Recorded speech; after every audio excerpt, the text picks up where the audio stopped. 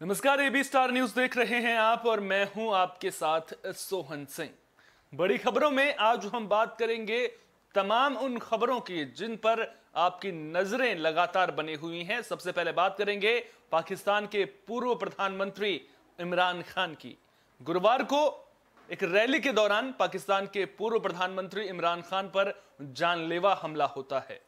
इमरान खान खुशकिस्मत रहे कि जो गोली है वो उनके पैर में लगी और उसके बाद उन्हें अस्पताल में भर्ती कराया गया, जहां वो एकदम स्वस्थ नजर आ रहे हैं। इमरान पर हमले के बाद उनकी पार्टी के तमाम नेताओं और कार्यकर्ताओं ने शहबाज शरीफ सरकार के खिलाफ मोर्चा खोल दिया है। इमरान पर हमले के बाद पाकिस्तान में गृह युद्ध के आसार नजर आने लगे हैं। हर कोई ये जानना चाहता है कि आखिर अब पाकिस्तान में आगे क्या होगा। बता दें कि इमरान की अगुवाई में 28 अक्टूबर से हकीकी आजादी मार्च की शुरुआत की गई थी, जिसका मकसद शहबाज शरीफ सरकार को हटाकर पाकिस्तान में आम चुनाव करवाना है। मार्च को लेकर पहले ही अलर्ट जारी किया गया था और खुफिया एजेंसियों की नजर भी इस मार्च पर थी। कुल मिलाकर देखा जाए तो इमरान खान इस मार्च के जरिए दोबारा प्रधानमंत्री बनना चाहते थे। इमरान खान पर हमले के बाद हमलावर को पुलिस ने गिरफ्तार किया था, जिसका एक वीडियो भी सामने आया और वीडियो में हमलावर इमरान खान की हत्या की बात कहता हुआ नजर आ रहा है। हमलावर कह रहा था कि इमरान खान पाकिस्तान की आवाम को गुमराह कर रहे हैं, इसलिए वो उनकी हत्या करना चाहता था। आशंका जताई जा रही है कि पाकिस्तान में हालात बिगड़ने के डर से पूरी कमान सेना को भी सौंपी जा सकती है। अब भले ही पाकिस्तान में हालात बिगड़ने का खतरा दिख रहा हो, लेकिन इस पूरे घटनाक्रम से इमरान खान को कई फायदे भी हो सकते हैं।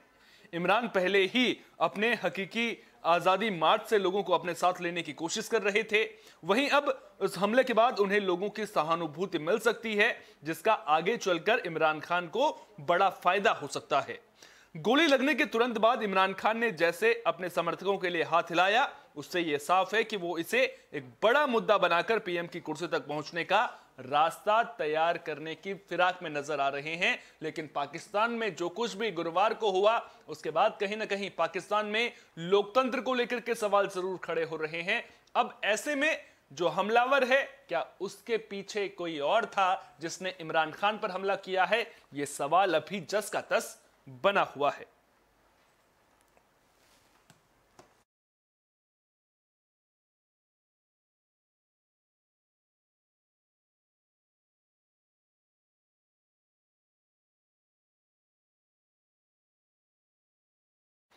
बुलेटिन में अब बात दिल्ली में प्रदूषण की भी कर लेते हैं। दरअसल दिल्ली में हवा जहरीली नजर आ रही है, लोगों की सांसों पर संकट बना हुआ है और इस बीच सियासत भी खूब देखने को मिल रही है।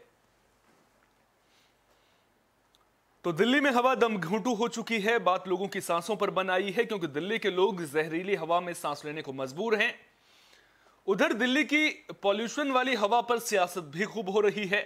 सबसे पहले दिल्ली के CM Arvind Kejriwal press conference करने के लिए पहुंचते हैं। उनके साथ पंजाब के सीएम भगवंत मान भी मौजूद थे।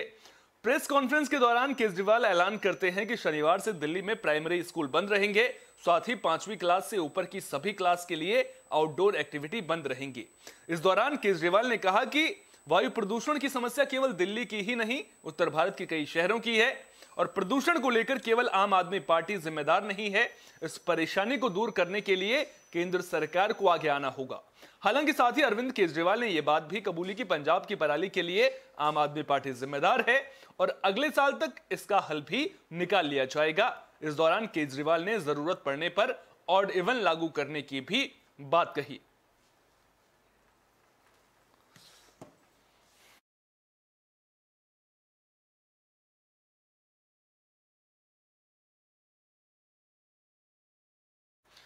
प्रदूषण पर अरविंद केजरीवाल ने प्रेस कॉन्फ्रेंस की, जिसके ठीक बाद बीजेपी के नेता भी मीडिया से मुखातिब हुए और अरविंद केजरीवाल सरकार पर जमकर हमला बोला।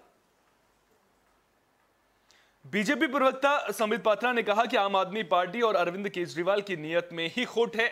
संबित पात्रा ने कहा कि अभी कुछ दिन पहले दिल्ली में एक्साइज प्रदूषण हुआ था, इसके बाद सुकेश चंद्रशेखर नामक ठग से आम आदमी पार्टी ने ठग लिया था।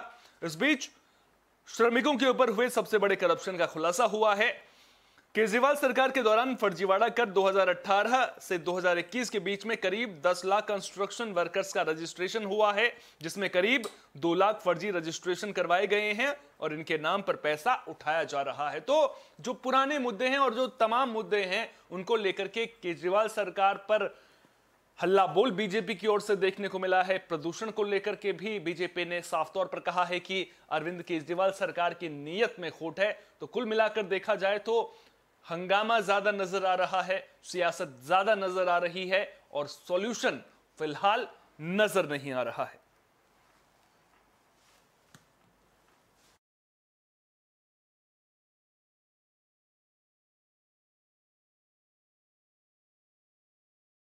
गुजरात के मोरबी में बड़ा हादसा हुआ था। वहां पर केबल ब्रिज गिरने की वजह से 135 लोगों की मौत हो गई थी, जिसके बाद अब पहली बार बड़ी कार्रवाई देखने को मिली है।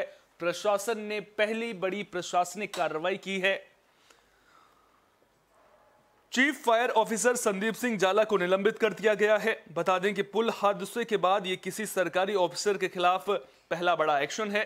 दरअसल मोरबी में मच्छू नदी पर बना केबल ब्रिज टूट गया था, जिसमें 135 लोगों की मौत हो गई थी। इस घटना को लेकर गुजरात पुलिस 9 लोगों को गिरफ्तार कर चुकी है, जिनमें टिकट कलेक्टर से लेकर ठेकेदार तक शामिल है। मोरबी के जिला अधिकारी जीटी पंड्या ने बताया कि राज्य शहरी विकास विभाग ने मोरबी नगर पालिका के मुख्य अधिकारी संदीप सिंह जाला को निलंबित कर दिया है। उन्होंने बताया कि मोरबी के रेजिडेंट अपर कलेक्टर को अगले आदेश तक मुख्य अधिकारी का अतिरिक्त प्रभार सौंपा गया है। अधिकारियों ने बताया कि मोरबी नगर पालिका ने 15 साल के लिए ओरेवा समूह को पुल की मरम्मत और रखरखाव का ठेका दिया था। तो अब पहली बड़ी प्रशासनिक कार्रवाई जरूर देखने को मिल रही है, लेकिन क्या आगे और भी लोगों पर गाज गिरेगी? क्योंकि जो ये हादसा हुआ था उसमें लापरवाही बड़ी निकलकर सामने आई थी। उम्मीद करेंगे कि जो कोई भी दोषी हैं उनके खिलाफ सख्त से सख्त एक्शन देखने को मिलेगा, ताकि आगे से अपने काम में ढील बरतने वालों को या फिर जो भ्रष्टाचार करने वाले हैं उन्हें सख्त संदेश मिल सके।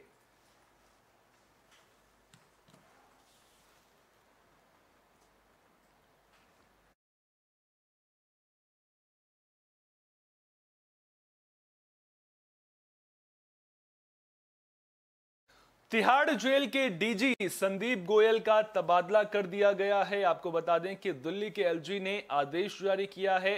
संदीप गोयल पर सुकेश चंद्रशेखर की मदद करने का आरोप है। तो तिहाड़ जेल के डीजी संदीप गोयल का ट्रांसफर कर दिया गया है। ट्रांसफर का आदेश दिल्ली के एलजी ने जारी किया है। संदीप गोयल की जगह अब स्पेशल सीपी संजय बेनीवाल को तिहाड़ जेल का डीजी बनाया गया है। संदीप गोयल को अगले आदेश तक पीएचक्यू रिपोर्ट करने का आदेश दिया गया है। दरअसल संदीप गोयल पर आपके मंत्री सत्येंद्र जैन और जेल में महाठग सुकेश चंद्रशेखर की मदद करने का आरोप है। बता दें कि सुकेश की मदद के आरोप में 81 से ज्यादा जेल अधिकारी दिल्ली पुलिस की जांच के घेरे में हैं। आरोप है कि सुकेश ने उन्हें रिश्वत दी थी। आरोप है कि संदीप गोयल महिला हस्तियों को सुकेश से मिलने देने के एवज में उससे पैसे लेता था और फिर जब वो उन्हें परमिशन दे देता था तो उसके बाद कोई भी उन्हें रोक नहीं पाता था। तो अब गाज गिरती हुई नजर आ रही है। संदीप गोयल का ट्रांसफर कर दिया गया है। यहां पर आपको यह भी बता दें कि संदीप गोयल 1989 बैच के आईपीएस अधिकारी हैं। 17 जुलाई 2019 को संदीप गोयल जेल के डीजी बने थे। वे जेल के डीजी बनने से पहले स्पेशल कमिश्नर नॉर्दर्न रेंज थे। इससे पहले उनकी पोस्टिंग अरुणाचल में थी और अब उनका तबादला कर दिया गया है। अब उनकी जगह बेनीवाल को डीजी बनाया गया है।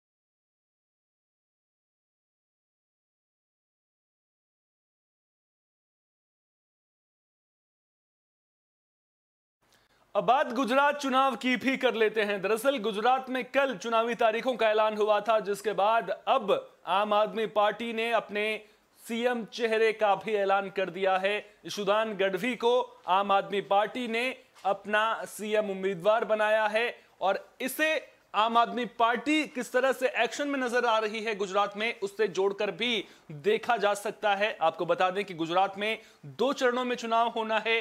1 दिसंबर और फिर 5 दिसंबर को वोटिंग होनी है, जिसके बाद 8 दिसंबर को नतीजे सामने आने हैं। हिमाचल के चुनावी नतीजों के साथ में गुजरात के चुनावी नतीजे सामने आने हैं और इन सब के बीच में अरविंद केजरीवाल ने सीएम उम्मीदवार के नाम का ऐलान कर दिया है।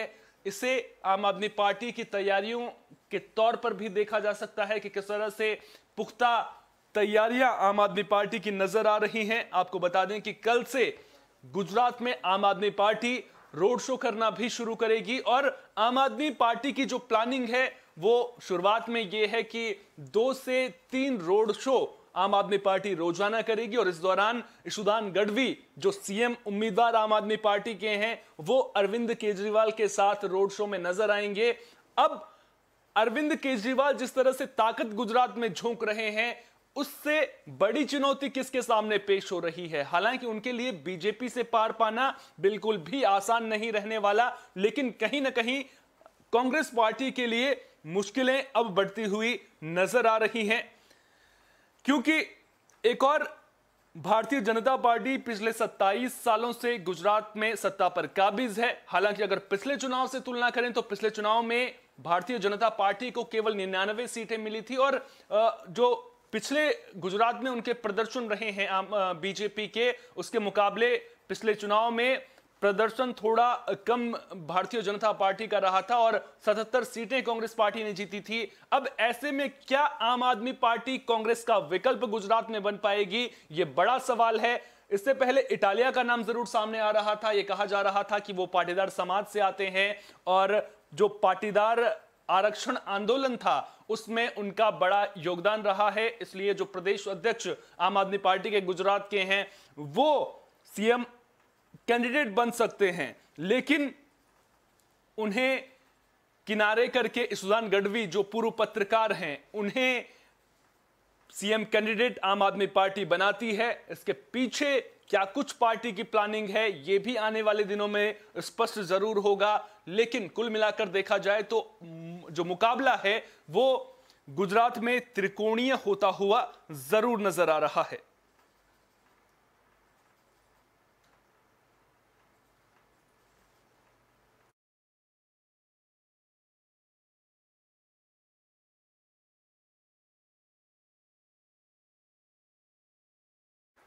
गणतंत्र दिवस में अभी 3 महीने का वक्त बचा हुआ है। अब आप यकीन कीजिए कि 3 महीने का वक्त भले ही बचा हुआ है, लेकिन एनसीसी कैडेट्स में अभी से उत्साह देखने को मिल रहा है। एनसीसी कैडेट्स में जो 26 जनवरी के दिन वहां पर समारोह का आयोजन होता है, उसे लेकर उत्साह देखने को मिल रहा है। लिहाजा तैयारियां भी परवान चढ़ती हुई नजर आ रही हैं। दरअसल दिल्ली निदेशालय के एनसीसी ग्रुप मुख्यालय सी में अलग अलग कॉलेज से आए एनसीसी कैडेट्स का चुनाव किया गया, जिनमें आर्मी, नेवी और एयरफोर्स के कैडेट मौजूद रहे।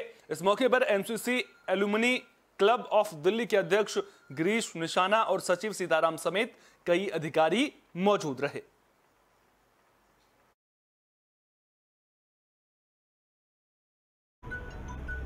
और टोटल कॉन्टिजेंट में सीनियर डिवीज़न के आर्मी, नेवी और एयर तीनों का मिला करके कंपोनेंट 65 का होता है, जिसमें आर्मी के 45 कैडेट्स हैं, नेवी के 10 कैडेट्स हैं और एयरफोर्स के 10 कैडेट्स हैं। सिमिलरली सीनियर विंग के कैडेट्स 22 आर्मी के हैं, नेवी के 4 हैं, एयर के 4 हैं। इनके अलावा जूनियर कैडेट्स को भी मौका दिया जाता है। इसको लेके हमारा पूरा दिन रात बस प्रैक्टिस करते हैं, ड्रिल रेस्ट। हमारे सारे डीआई इंस्ट्रक्टर्स काफ़ी मेहनत कर रहे हैं हमारे पीछे। जैसे हम फर्स्ट कैडर में आए थे और अब जैसे हो गए हैं, काफ़ी मेहनत लगी है हमारे डीआई इंस्ट्रक्टर्स की। और साथ ही हमारे जो कैडेट्स हमारे साथ सीख रहे हैं हमें काफ़ी मोटिवेट करते हैं कि करते रहो, आगे करते रहो, दिल्ली को फर्स्ट लेके आना है आरडीसी परेड में। बुलेटिन के आखिर में बात पश्चिम बंगाल की भी कर लेते हैं। पश्चिम बंगाल की दुर्गा पूजा के बारे में तो आपने खूब सुना होगा। आज हम आपको बताएंगे जगदात्री पूजा के बारे में। दरअसल पश्चिम बंगाल के नादिया जिले में जगदात्री पूजा की धूम देखने को मिली है। तस्वीरों के जरिए भी आप देख सकते हैं कि कितना उत्साह लोगों में देखने को मिल रहा है। तो दुर्गा पूजा के बाद जगदात्री पूजा की धूम पश्चिम बंगाल में खूब देखने को मिल रही है। लाखों श्रद्धालु भक्ति में सरोबार नजर आ रहे हैं। बता दें कि नादिया जिले के कृष्णनगर और चंदन नगर में जगदात्री पूजा को लेकर लोगों में खूब उत्साह देखने को मिल रहा है।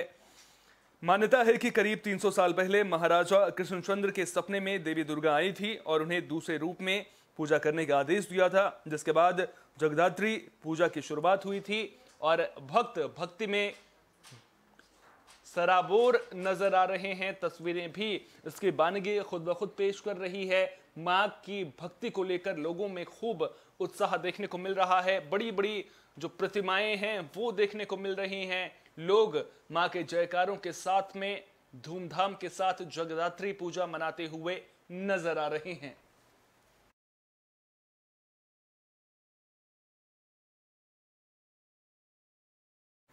आज की बड़ी खबरों में फिलहाल के लिए इतना ही। देश दुनिया की तमाम अहम खबरों के लिए बने रहिए AB स्टार न्यूज के साथ, क्योंकि यहां पर खबरों का सिलसिला कभी नहीं थमता।